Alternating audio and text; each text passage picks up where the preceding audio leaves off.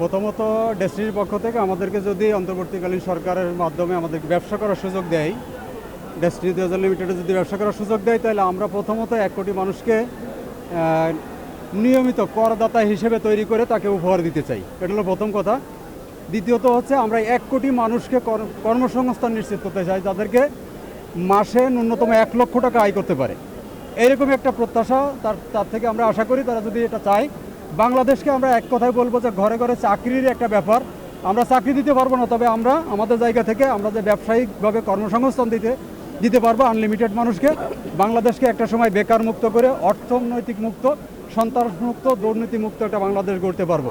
তো অন্তর্বর্তীকালীন সরকারের প্রধান উপদেষ্টা জনাব ডক্টর মোহাম্মদ ইউনূস সাহেবের প্রতি আমার বিনীতভাবে আহ্বান থাকবে, আমাদেরকে ন্যায় বিচারের মাধ্যমে আমাদেরকে ব্যবসা করার পরিবেশ এবং সুযোগ করে দেওয়ার জন্য বিশেষভাবে অনুরোধ করব।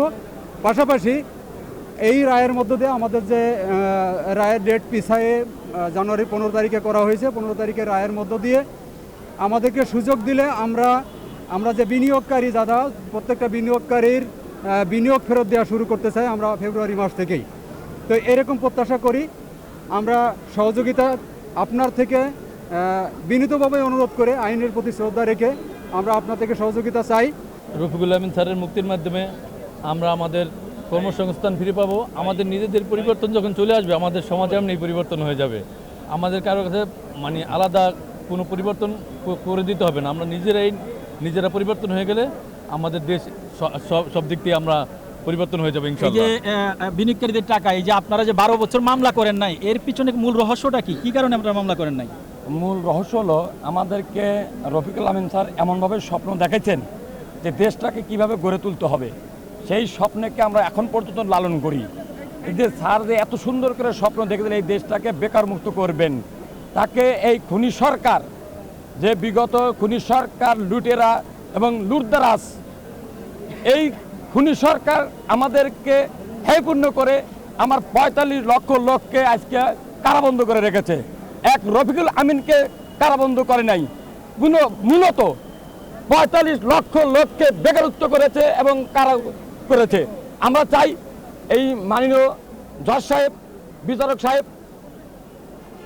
যে 15 তারিখে রায় ঘোষণা করলেন, আগামী 15 তারিখে, জানুয়ারি 15 তারিখে আমরা চাইব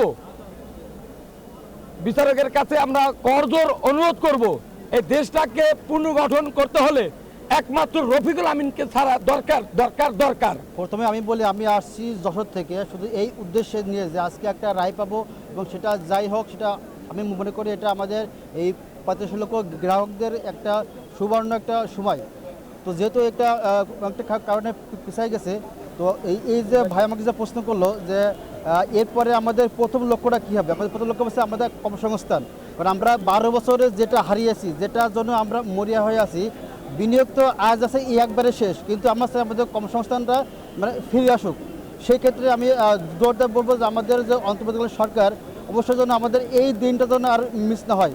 আমরা যারা দীর্ঘ 12 বছর ধরে অপেক্ষা করে আছি একটি সুনির্দিষ্ট এবং সঠিক রায় পাবো বলে, এবং সেই ক্ষেত্রে আমরা অবশ্যই এটা আশাবাদী, যেহেতু মাননীয় আদালত দীর্ঘ 12 বছরের যে পরিশ্রম, যে অক্লান্ত পরিশ্রম, যে উদ্দেশ্য নিয়ে আমরা সংগ্রাম করে আসছি, সেটা বাস্তবায়ন করেছে নির্দিষ্ট সময়ের মধ্যেই।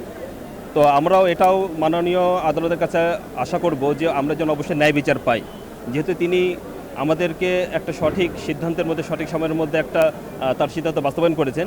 অবশ্যই আমরা এটা আশাবাদী করব যে সেই দিক বিবেচনা করে আমরা যেন সঠিক এবং সঠিক রায়টা যেন পাই। আর আমরা যখন 12 বছর ধৈর্য ধরতে পেরেছি, আমার মনে হয় যে রায় নিয়ে তারা কনফিউশন ছিল যে কিভাবে তারা রায় দিবে।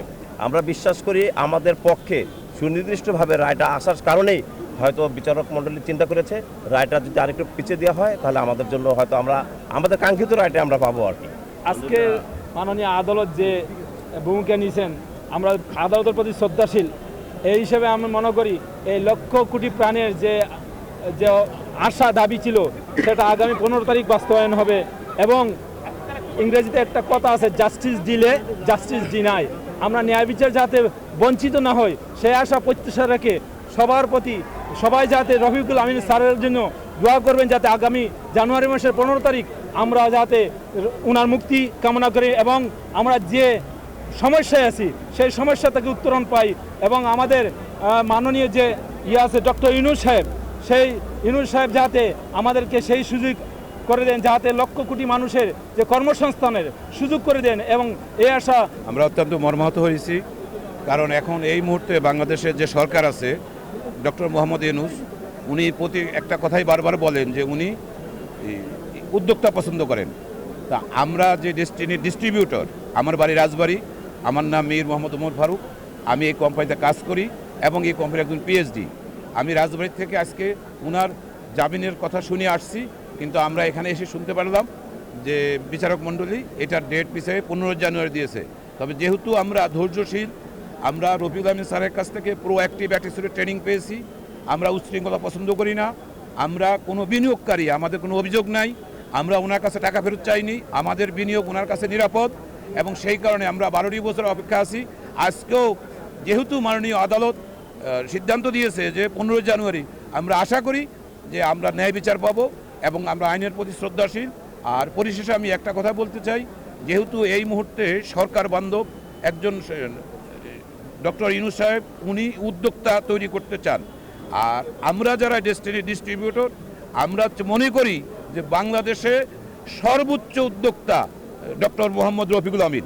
অতএব নিঃশর্ত ওনার মুক্তি চাই এবং আমরা ওনার হাত ধরে এই দেশে আমাদের উন্নয়ন, দেশের উন্নয়ন, বেকার মুক্ত দেশ এবং সর্বোচ্চ করদাতা ডেস্টিনি 2000 সরকারকে কর দিয়েছে, ইনশাআল্লাহ আগামীতেও কর দিবে। স্যার যে কথাটা বলছে এই কথাটা 100% সত্য, শুধু আল্লাহ পাক স্যারকে বাঁচায় রাখতে হবে এইটুকুই। কারণ ওনার কথা কাজে সকল কাজে আমরা কখনো অমিল পাই নাই, গরমিল পাই নাই। উনি যা বলছে তা উনি অবশ্যই করবেন, শুধু আমাদের এইটুকু ধৈর্যের পালা উনি বের হইতে আসতে যতটুকু সময় আর কি। আগামীতে সরকার যদি এই ডেস্টিনিকে ব্যবসা করার সুযোগ দেয়, তাইলে এই দেশের যত উদ্যোক্তা আছে সকল উদ্যোক্তা সেরা উদ্যোক্তা হিসেবে উনি সেই ভূমিকাটা রাখবে, আল্লাহ এটা আশা করি আমরা।